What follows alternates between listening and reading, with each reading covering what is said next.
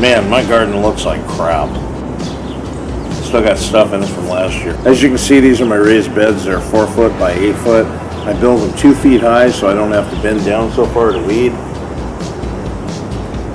Pretty easy to pick the weeds up, throw them out like that. Works pretty good for what we're doing here. The birds, for growing corn, we built these beds. They're 2 foot by 6 foot, only a foot high. But they work really good. They keep the soil drained, they keep it up, keep it nice and warm. Being here against the fence, they keep a lot of heat on the corn. We've had very good luck growing corn, although, as I stated earlier, we really don't have a whole lot of room. These beds are great if you have a small area where you want to try and get some corn in, but you can't just plant it down in your yard.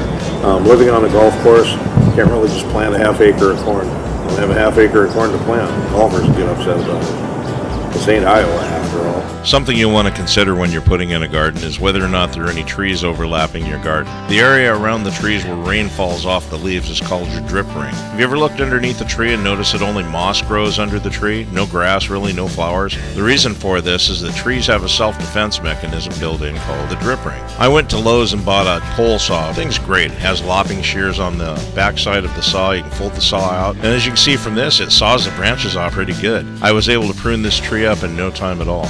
Okay, so we've gotten most of the weeds out of the beds. There's probably some little baby weeds in there, some seeds and all sorts of garbage. You can see that everything's packed down from the winter, the rain, the snow.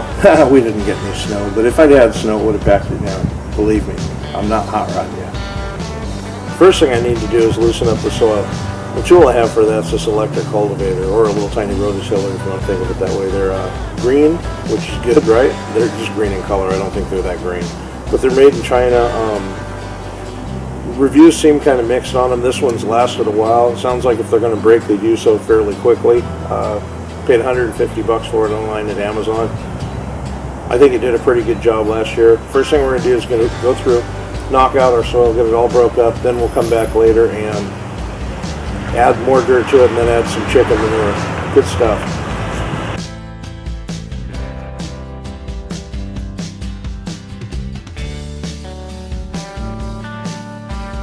Corn beds are pretty easy. You just step up on the sides and chew right through them.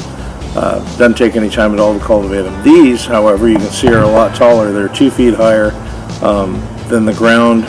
Easy way to fall off. First time I tried this, I fell off and busted my arm up pretty good. I didn't break my arm, I just got scratches and cuts because it's very manly. Chicks dig scars, right?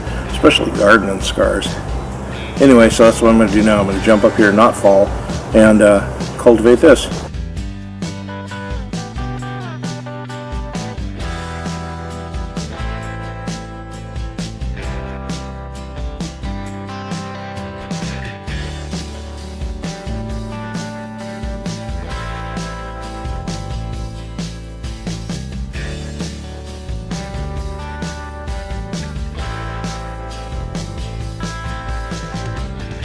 Okay, so I didn't get up on the bed. It's probably safer. It didn't fall down. This thing is a real rascal to hang on to when you're on the ground and it's up in the bed. Probably a lot easier to do if you're hanging on to it. That's a workout. The only thing that's left to do now is wash it up. It's kind of filthy. I'm just going to hose it off with a hose, put it away. It'll be good until I need it again.